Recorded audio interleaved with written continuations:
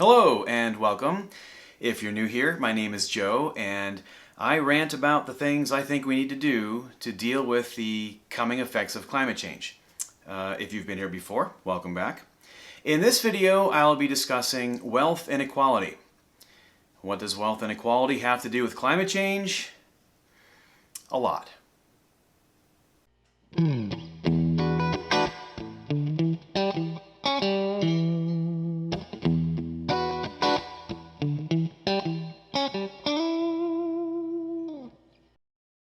Alright, I have moved my seat over to give myself some room to put some graphics here. I'm going to go through some graphs that summarize the wealth inequality issue pretty well. I'm still learning how to edit and add graphics and sound effects and junk and stuff, so hopefully this turns out alright. But the first thing I want to show you is this graph right here. This is probably the only one I need to show you. This sums it up pretty well. Half of the population has 98% of the wealth. Half of the population has 2% of the wealth. And as the graph shows, and I want to mention, this is for the United States, and this is as of December of 2020. The source I got this data from, I'll post in the description, but these are graphs I just made in Excel from those numbers. And again, half the people have almost all the stuff. So traditionally this would sound like, all right, well, the top half, those are your Republicans, and the bottom half, those are your Democrats. It gets a little more complicated than that. So let me show you the next breakdown of, if we take the top half, break it down even further to show you who has what amount of money within that group. So you can see in this graph, the top 50%, if we break it into the top 10% and then the next 40%, the top 10% has nearly 70% of all the wealth. In 1990, 30 years ago, it was about 60%. So trickle-down economics does not work. The top 10% got 10% richer. One thing that has happened in the past 30 years is people investing in the stock market who previously wouldn't have been of that group to do so. It was usually, up until the 80s, it was something just rich people did. With 401ks, IRAs, there's all kinds of ways for people to invest in the stock market now. What that does, though, is it takes people who have money to put into the stock market, and it tethers their fate to that of the rich. So basically, the top 10%, if they don't get their way, and they don't get to make money the way they have been and manipulate everybody and manipulate the system, the next 40% who have some of their money invested in the stock market along with them, they're also going to be hurt by that. So they kind of have to go along. So that's one way that they get manipulated, or one way the rich, the small percentage of the whole, manipulates enough people to control democracy. I mean, theoretically in a democracy, if you have a majority, that's the way things go. It's majority rule with minority rights. So, you know, the rich know this, and so they have to manipulate through Fox News, through misinformation on the internet, Facebook and Twitter. Any misinformation being spread by foreign governments is welcomed by the wealthy. They're doing their job for them because they want people in that bottom half who have only 2% of everything. They want them to think more about other issues, wedge issues, issues of race, issues of inequality with regards to gender, sexuality, religion, ethnicity, all kinds of ways that there's an emotional tie-in. You know, when you have white people who are scared of immigrants, it's because they already know that they don't have their fair share of the pie. So when they're told, well, here comes some people who are going to take even more away from you, they're afraid of that potential. It gives them something to focus their fear on, as opposed to waking up to the reality of why they don't have nearly as much as they should. How so much has been taken away from them by so few in a supposedly representative government. So let's break this down a little bit further.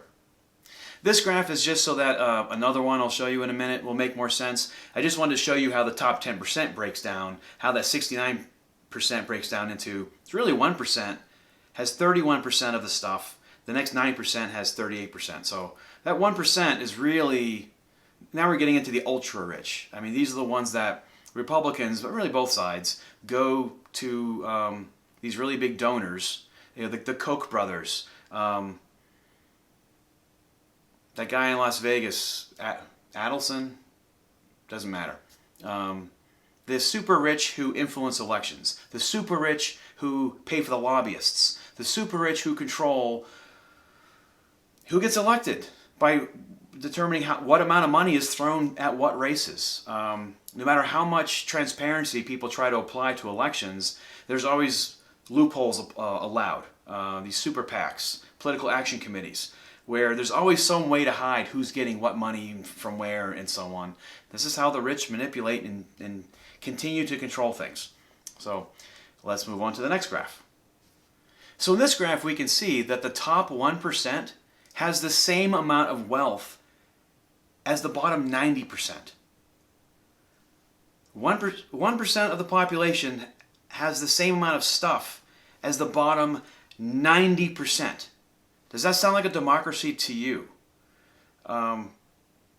This is how corporations have gotten involved and why it's a little bit harder to tax the rich, because their money is tied up in places that tax code doesn't allow us to touch. Or again, this is how they have manipulated things. Let me show you another slide that's a little bit eye-opening. I can slice and dice these numbers a bunch of different ways. I'll end with this graph right here. This shows the top 0.1%.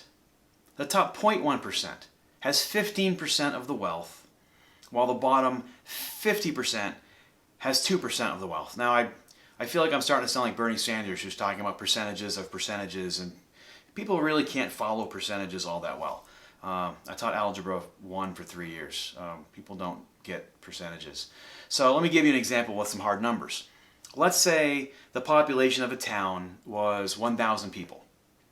And on average, the average wealth of each of those 1,000 people was $1,000. So the combined wealth of the town is $1 million.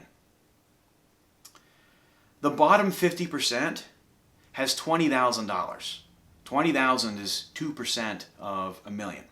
So the bottom half, 500 people, have $20,000 among them. Amongst them?